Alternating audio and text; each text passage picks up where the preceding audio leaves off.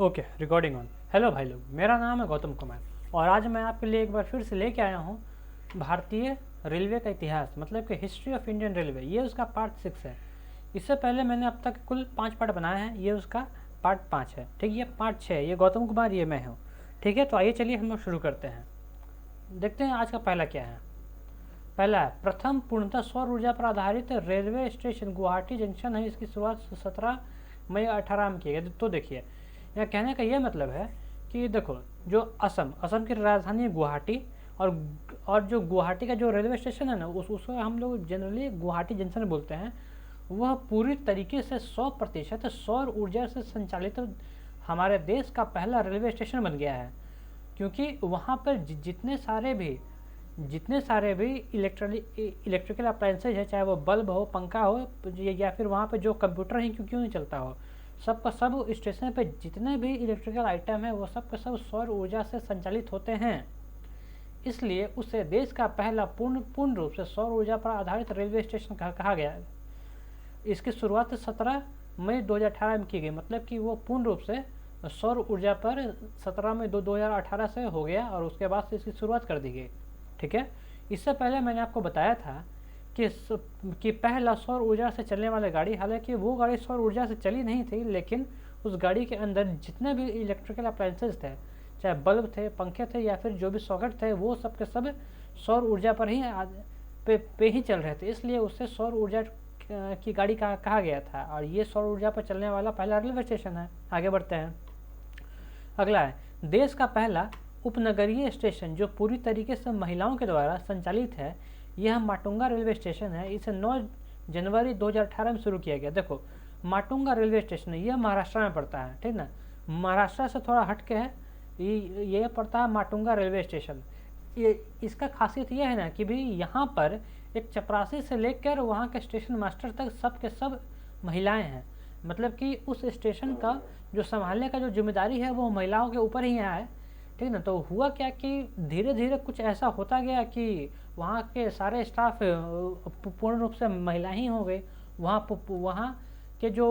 का जो वर्किंग जो स्टाफ है, वहाँ पर कोई भी पुरुष नहीं है, वह सब के सब महिलाएं हैं। और ऐसा 9 जनवरी 2018 तक ऐसा हो गया। तो इसलिए उसे देश का पहला पूर्ण रूप से महिलाओं के द्वारा संचालित रेलवे स्टेशन बना दिया गया। आगे चलते हैं। अगला है, देश का पहला ग्रामीण रेलवे स्टेशन। ठीक है, जो माटुंगा है ना, जो माटुंगा है, यह पहला शहरी रेलवे स्टेशन है। और इसके बाद जो बारी आता है देश का पहला ग्रामीण रेलवे स्टेशन, ये ग्रामीण रेलवे स्टेशन के बारे में बात हो रहा है, जो कि पूरी तरीके से महिलाओं के द्वारा संचालित है। यह जयपुर का गांधीनगर रेलवे स्टेशन है। तो देखिए, राजस्थान की राजधानी है जयपुर, और जयपुर में एक गांधीनगर नाम का कोई छोटा सा गांव है। ठीक है ना, गांव बोलिए या फिर छोटा सा एरिया बोल दीजिए, वहाँ पर एक रेलवे स्टेशन है जिसका नाम है गांधीनगर। वहाँ पर एक सफाई कर्मचारी से लेकर वहाँ का स्टेशन मैनेजर बोलिए या फिर स्टेशन मास्टर बोलिए, वो सब के सब वहाँ पे महिलाएं हैं। वे सभी मिलकर वहाँ की देखरेख करती हैं और वहाँ का संचालन उन्हीं के हाथों में है। आगे चलते हैं। कोंकण रेलवे की शुरुआत 26 जनवरी 1988 में की गई थी। रोहा से मंगलुरु तक की दूरी तय करती है तथा यह कुल मिलाकर 760 किलोमीटर दूरी तय करती है। तो देखो, जो कोंकण रेलवे है ना, इसे बहुत ही फुर्सत से बनाया गया है। ये मैं फुर्सत से इसलिए बोल रहा हूँ क्योंकि देखिए, हमारे देश में जो रेलवे है वो बहुत पहले आ गया था, और हमारे पूरे देश में भी रेलवे का विस्तार हो गया था। लेकिन जो कोंकण रेलवे है ना, इसका विस्तार नहीं हो पा रहा था। ठीक है, ये कोंकण रेलवे ये मुंबई, गोवा, कर्नाटका, केरला, ये इन सबों को जोड़ती है ना।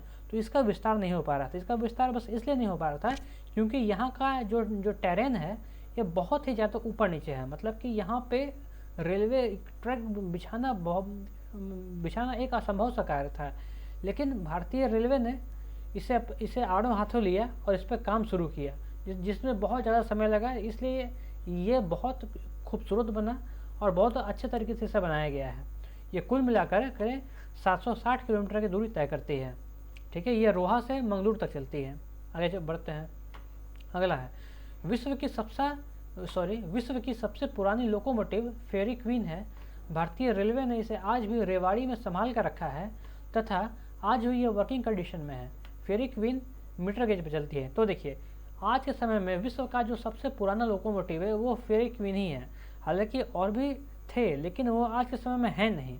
केवल भारत ने ही केवल इसे संभाल कर रखा है, इसलिए ये सबसे पुराना है। इसका नाम है फेरी क्वीन, ठीक है।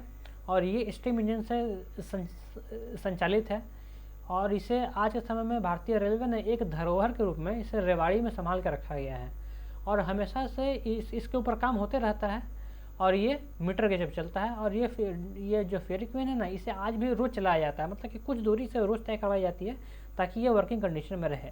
आगे बढ़ते हैं, हमारा अगला है सबसे लंबा रेलवे सड़क पुल। जो सबसे लंबा रेलवे सड़क पुल वो बोगीबिल है, जो कि असम में ब्रह्मपुत्र नदी पर बना हुआ है तथा इसकी लंबाई 4.9 किलोमीटर है। तो कोई ये सबसे लंबा सड़क पुल है, ये रेलवे सड़क पुल है। ये वो इसलिए क्योंकि ये डबल डेकर है, मतलब कि ये जो बोगीबिल जो पुल है ना, यहाँ नीचे से रेलवे है और ऊपर में रोड है, तो इसलिए इसे बोला गया है।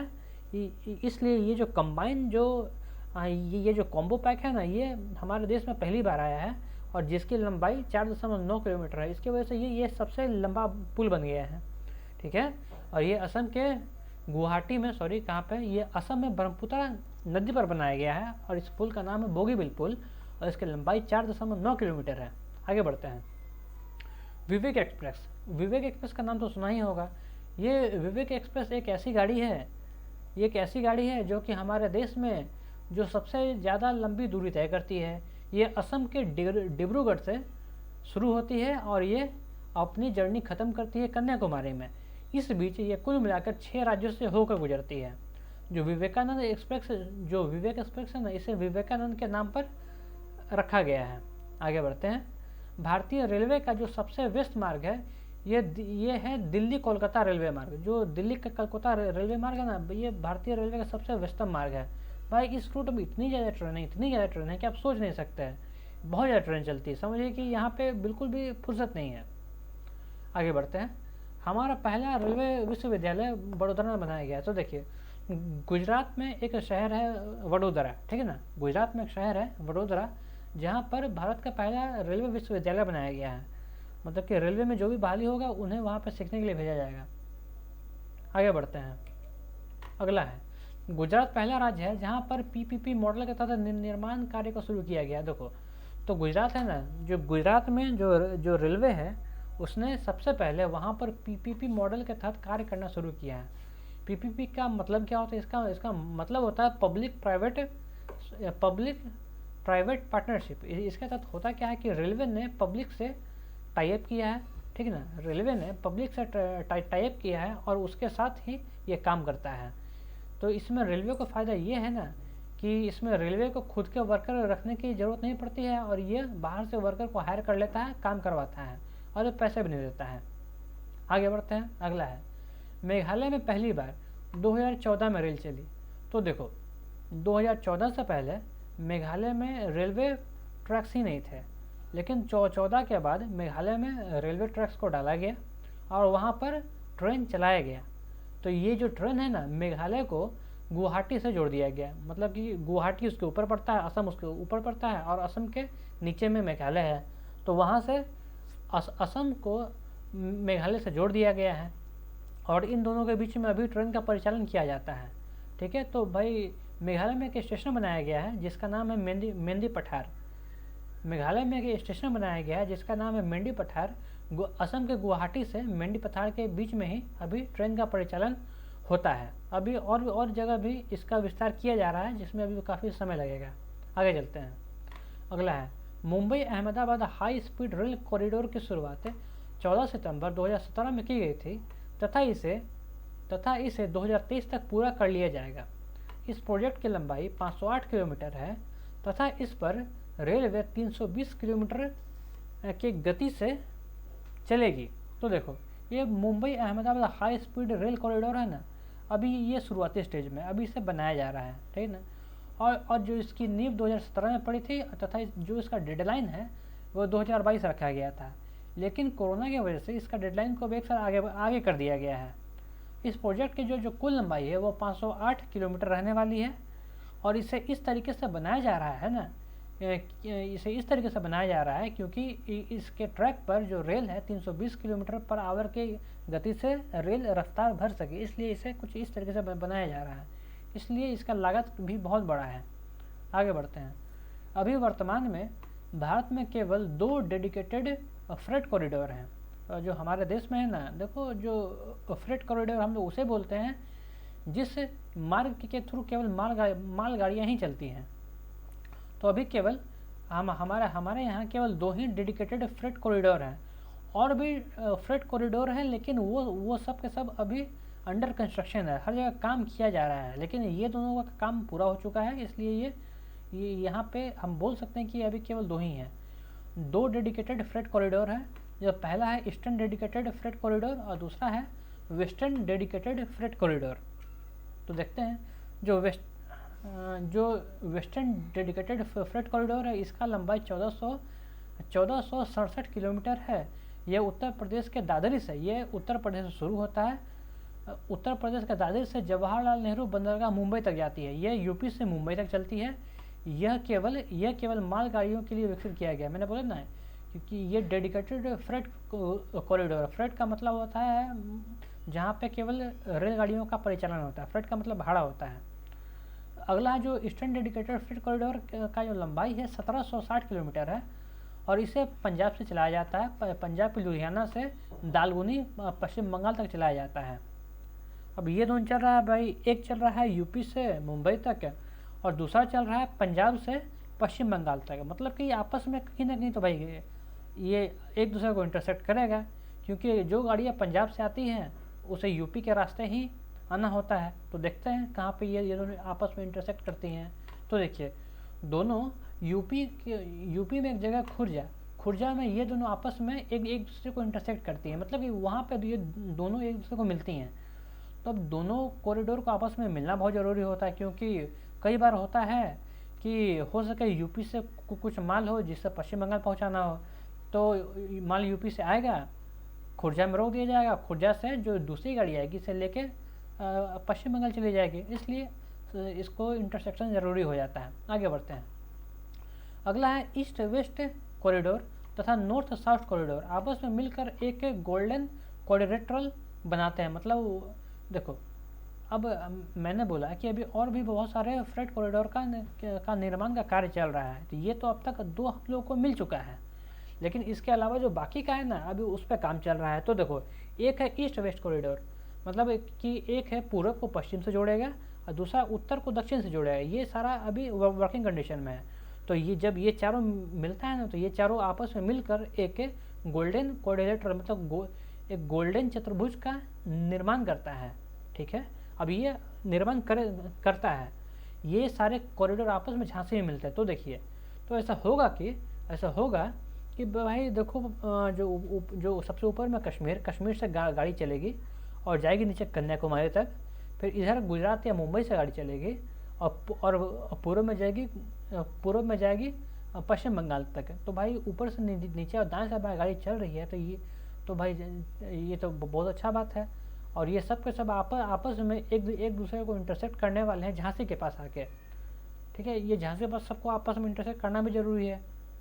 अगर नहीं करेगा तो भाई मान लो कि कश्मीर से कोई चीज़ चला है या फिर कन्याकुमारी से कोई चीज़ चला है, उसको या तो गुजरात पहुंचाना है या फिर पश्चिम बंगाल पहुंचाना है। तो जब तक ये गाड़ियाँ आपस में मिलेंगी नहीं तो माल वहाँ कैसे पहुंचेगा, क्योंकि सीधा तो कोई डेडिकेटेड कॉरिडोर है नहीं। आगे चलते हैं। अगला north south dedicated corridor Delhi से चेन्नई के बीच में है तथा इसकी लंबाई 2173 किलोमीटर है। मैंने बोला भाई ये भी अभी अंडर कंस्ट्रक्शन है, जिससे बनाया जा रहा है। ये दिल्ली से चेन्नई के बीच में है और इसकी लंबाई 2173 किलोमीटर है।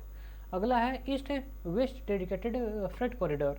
यह east west dedicated freight corridor है। ये कोलकाता से मुंबई तक चल रही है ना, और इसकी लंबाई है 2000 किलोमीटर। आगे बढ़ते हैं। South west dedicated freight corridor. यह south west dedicated freight corridor है। इसे चेन्नई से गोवा तक बनाया गया है। ये चेन्नई से गोवा तक जाएगी और इसकी जो लंबाई होने वाली है ये 890 किलोमीटर की होगी। आगे बढ़ते हैं। East coast dedicated freight corridor. ये जो है ये ईस्ट कोस्ट डेडिकेटेड कॉरिडोर है। ये जो कि समुद्र के किनारे किनारे इसे विकसित किया जा रहा है ना। इसे समुद्र के किनारे किनारे विकसित किया जा रहा है। ये खड़गपुर ये पश्चिम बंगाल से बंगाल की खाड़ी पकड़ के चलेगी और ये आएगी विजयवाड़ा तक। ठीक है, विजयवाड़ा मतलब आंध्रा तक ये आने वाली है। और जो इसकी जो कुल लंबाई रखी गई है ये 1100 किलोमीटर की इसकी कुल लंबाई होगी। आगे बढ़ते हैं।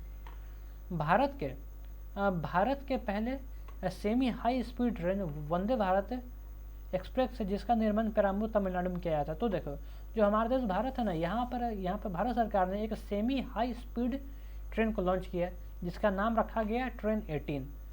ये ट्रेन 18 इसलिए रखा गया क्योंकि इसका निर्माण 2018 में किया गया, इसलिए इसका नाम है ट्रेन 18।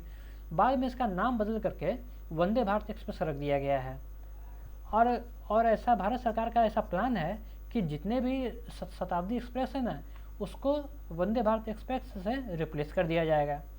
और वंदे भारत एक्सप्रेस का निर्माण केवल पेरम्बूर तमिलनाडु में ही किया जाता है, और कहीं भी इसका निर्माण नहीं किया जाता है। आगे बढ़ते हैं। हमारा अगला है रेल मंत्रालय के द्वारा स्वच्छ रेल सर्वेक्षण भारत अभियान की शुरुआत 2015 में की गई। तो देखो, मतलब स्वच्छता को लेके हर जगह लिस्ट बनता है, तो इसीलिए हमारे रेल मंत्रालय में भी इसका लिस्ट बनता है। ठीक है ना। तो भाई कौन सा रेलवे कितना साफ है, कौन कितना गंदा है, तो ये उसके अकॉर्डिंग इन सबों की सूची तैयार की जाती है। तो इसकी शुरुआत जो है ना वो 2015 में की गई। आगे बढ़ते हैं। तो देखो, तो जो 2020 है ना, 2020 में स्वच्छ रेलवे स्टेशन की सूची में जयपुर सबसे ऊपर है तथा हरिद्वार सबसे नीचे है। तो देखो, आखिर ये पता कैसे चलेगा कि भाई कौन सा रेलवे स्टेशन कितना साफ है और कौन कितना गंदा है? तो आखिर रैंकिंग ही सबको रैंकिंग दिया गया। तो जो इस रैंकिंग में जो 2020 में जो सर्वेक्षण किया गया, उसमें जो जयपुर कौन वाला जयपुर है? ये राजस्थान वाला जयपुर है। ठीक है ना। जो राजस्थान का जो जयपुर रेलवे स्टेशन है वो भारत का सबसे साफ सुथरा रेलवे स्टेशन है। और ये हरिद्वार, ये उत्तराखंड का हरिद्वार है, ये सबसे गंदा रेलवे स्टेशन है। आगे चलते हैं। अच्छा चलिए, तो ठीक है, ये तो हमारा PDF यहीं पे ख़त्म हो गया है। तो आप हमें बताइए कि आपको ये वीडियोज़ कैसे लगते हैं। जैसा भी होगा आप कमेंट कीजिए, बताइए जो भी चाहिए आप बोलिए कि आपको और क्या क्या चाहिए। ठीक है, ये वीडियो को यहीं पे हम लोग ख़त्म करते हैं। आप हमारे साथ यूँ ही बने रहिए।